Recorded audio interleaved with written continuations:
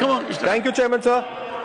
On behalf of my party, the Indian Union Muslim League, I stand here to oppose the bill which is unconstitutional, which is against the principles of secularism, which is against the principles of federalism. Now, sir, we are debating the Waqf bill, sir. We have to know what's the concept of Waqf, sir. Waqf is an Islamic concept, sir. Now, it is a permanent dedication to God, sir. But it is your intention to dedicate which is paramount, sir, under the Islamic concept. And that is why, sir, the oral Waqf was recognized in law till today. Now, sir, that has been deleted. The oral Waqf has been deleted. That means you are legislating a law which is contrary to the Islamic concept of Waqf. Now, that is the fundamental flaw in this particular legislation, sir. This is against Articles 25 and 26 of the Constitution, sir. Now, on Waqf by user, sir. Now, several Waqfs are created centuries ago, sir. Now, clause 3, that is section 3, says that this is prospective. Waqf by user is prospective. Now, sir, the prospective thing has been... Sir, Please. आप बोले, Harry Speedy, आप बोले. Sir, but there has been lot of riders, sir. The riders is that there is no dispute, sir. Please, आप बोले. Sir, the riders is that there should not be any dispute. Sanjay ji, आप बैठिए. Sir, the house has to be in order, sir. House has to be in order, sir. All the members to please listen. Sir, pause, sir. Please speak. I can't hear, sir. I'm listening to you, sir. It has. Yes. You speak. Sir, one point of order, sir. No point of order, please. You speak.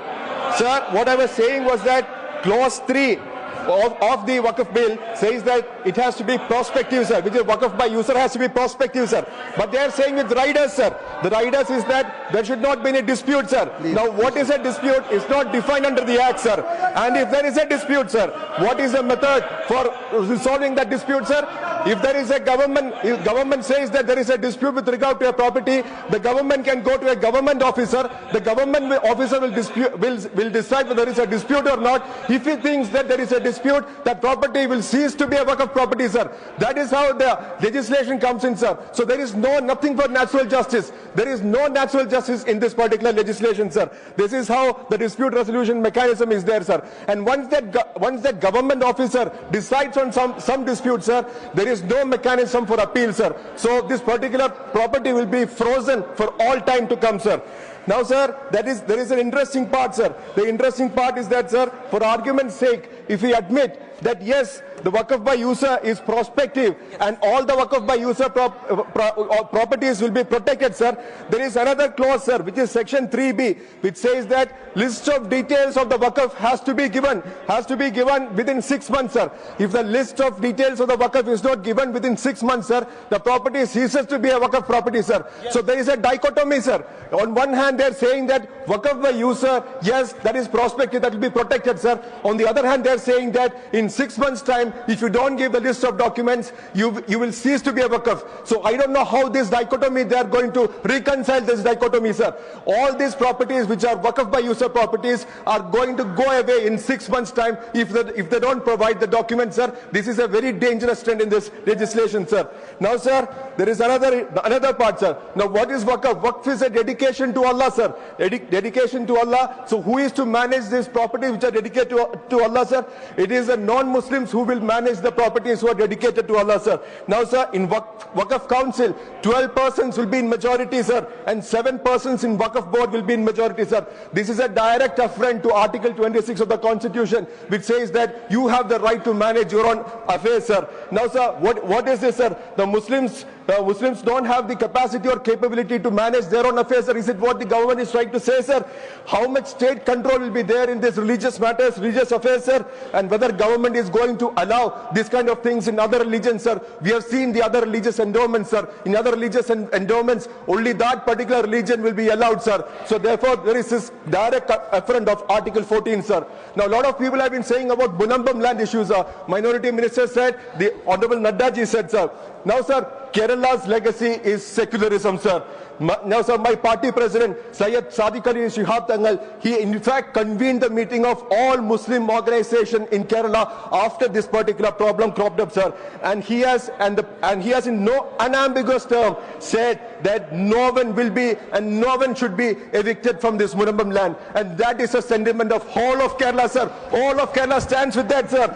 We don't need any outside protection, sir. Yesterday, some minister told in Lok Sabha that Modi is going to be the savior of Munambam land and Munambam people, sir. We don't need any savior, sir. We ourselves know how to save our people, sir. Now, sir, we know, sir, how the Gujarat people were saved in 2002, sir. We all know that, sir. We don't need that kind of a protection, sir. We know how to protect ourselves, sir. Now, sir, there is a social and political agenda to it, sir. Social agenda is to deprive the Muslim community of their educational institutions and lands which are there in the Waqf property, sir. The political agenda is, sir, you create hatred, you create division among the communities, sir. We know what secularism is. Secularism means live and let live, sir. Here is a government which do not let live the minority communities and other backward class communities in India, sir. Now, sir, as far as the claim that we are actually for the minority community, sir, we know how much is the attacks on the Christian community in the last 1 year, sir.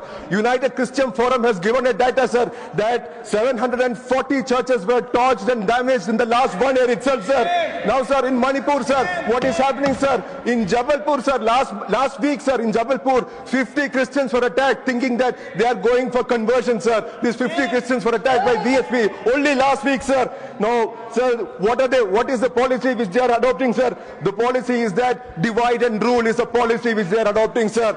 And, sir, the conclusion, sir, the government and the BJP finds it convenient to pitch minority communities against each other and reap potential benefit out of it, sir.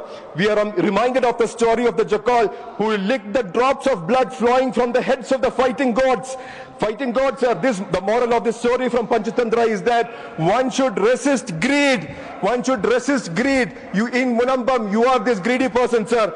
Here, sir, we see political greed, sir, garbed in rabid communalism, sir. Now, sir, something that will harm the ethos, social fabric, and very fundamentals of this country, sir. I strongly oppose this bill, sir, being unconstitutional, being against the principles of secularism, being against the principles of federalism. Thank you, sir.